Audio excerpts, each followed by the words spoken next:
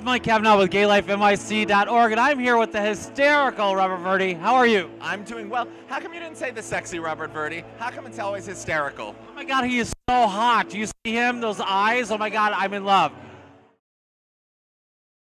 So tell me, you've got this amazing career. You started out making jewelry, I read. I did. I started out designing and manufacturing jewelry. Yeah, which I actually, strangely enough, is the thing I still want to do the most.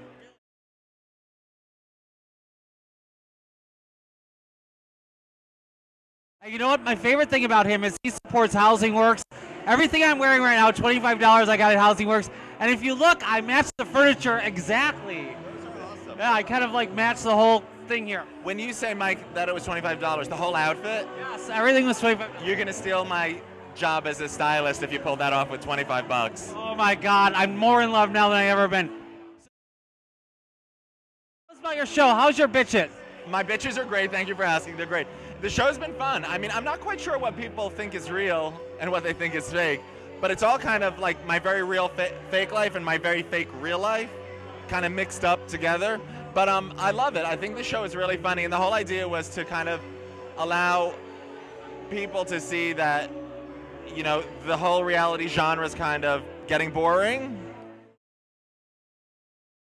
All right, this is something you might not know about him. He got his first TV job because he found out that one of the first shows about fashion had a straight woman who was being the on-air talent. And this bitch called them up and said, "What the f?"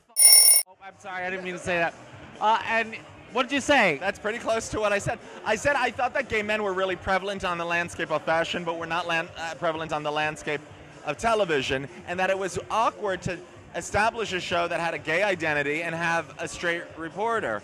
So why wouldn't they have a gay reporter reporting to the community that they're a part of? And he agreed. So Robert's building his empire, and part of his show is about that.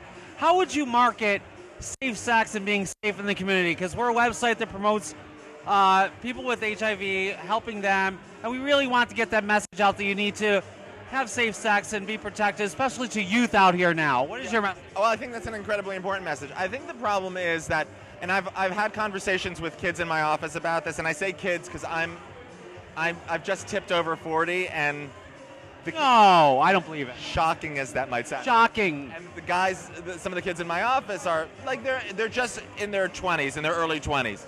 So I grew up in the face of the AIDS epidemic. I was coming of age in late 80s. Yeah. Of age, I'll say it, in 1986, when I was first becoming sexually active.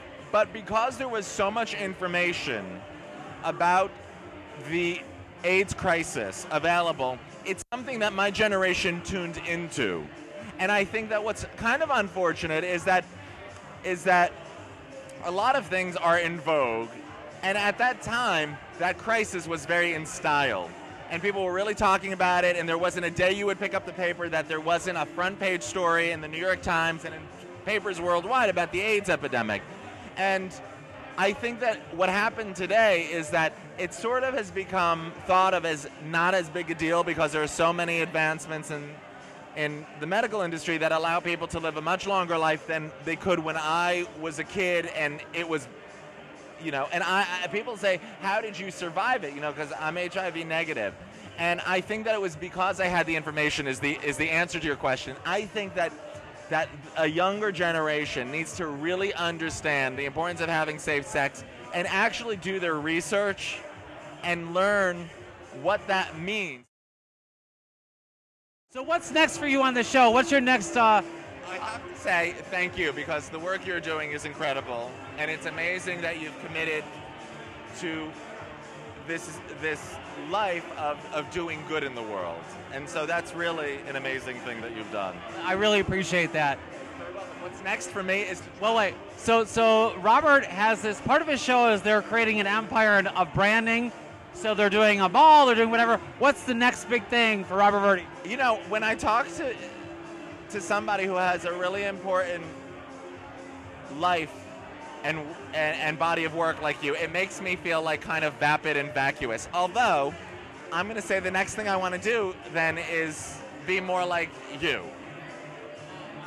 All right, well, maybe we can get him to get in a show and figure out a way to broaden his empire by preventing HIV, the spread of HIV and prevention. There's got to be a way your team of bitches can come up with a way to make money of that. Okay. So maybe that's a new show. I want them to raise awareness. I'm on your team. All right, that's great. So thank you so much for joining us. We really appreciate it. And where can we see your show? When is it on? It's on every Wednesday night on Logo at 10 p.m. Watch it, DVR it, watch the commercials for his sponsors, support him. This guy is hysterical, and he's a great representation of us. Thank you so much, Robert. Thank you, Michael. Thank you.